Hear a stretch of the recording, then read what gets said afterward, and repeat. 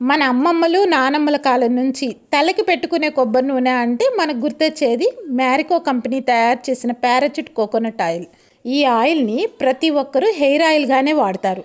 ఇది నిజంగా hair oil అని మీరు ఎవరైనా డబ్బా మీద ఎక్కడైనా సరే ఇది హెయిర్ ఆయిల్ అని రాసి ఉండడం చూసారా?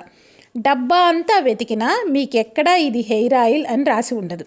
ఎందుకంటే అది వాళ్ళు కుకింగ్ ఆయిల్ అని తయారు చేశారు.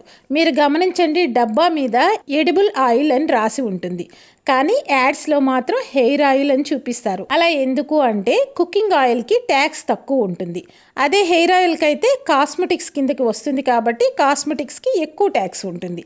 అలా గవర్నమెంట్ ట్యాక్స్ కట్టకుండా ఉండడానికి పారాచూట్ ఆయిల్ కంపెనీ ఇలా చేస్తుంది అని సెంట్రల్ ఎక్సైజ్ అధికారులు పారాచూట్ కుకింగ్ ఆయిల్ కాదు హెయిర్ ఆయిల్, దాని మీద ట్యాక్స్ వెయ్యాలి అని 2007లో కోర్టులో గవర్నమెంట్ తరపు నుంచి కేసు వేసింది.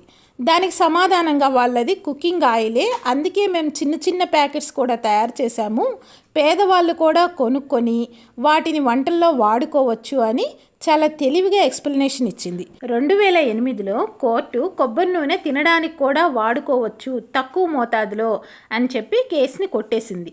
తర్వాత ఆ కేసు కంటిన్యూ చేయలేదు. కుకింగ్ ఆయిల్ని హెయిర్ ఆయిల్గా యాడ్ ఎందుకు ఇస్తున్నారు అని ఎవ్వరూ క్వశ్చన్ చేయలేదు. కానీ పెద్ద పెద్ద యాక్టర్స్ దీనికి బ్రాండింగ్ చేశారు, చేస్తున్నారు. ఆ కేసు కంటిన్యూ అవ్వలేదు. అలా ఎందుకైందో కానీ మనకైతే తెలియదు ఈ విషయం. మేబీ అందుకేనేమో పారాచూట్ ఆయిల్ కంపెనీ తర్వాత అలోవెరా, ఆయుర్వేదిక్, హాట్ ఆయిల్, రకరకాల ఆయిల్స్ రిలీజ్ చేశారు. హెయిర్ ఆయిల్ అని బాటిల్ మీద కూడా రాశారు, కానీ అవి కాస్ట్ ఎక్కువ ఉండడం వల్ల ఎవరు ఎక్కువగా కొనరు. వాళ్ళు ఎక్కువగా ట్యాక్స్ కట్టాల్సిన అవసరం కూడా లేదు.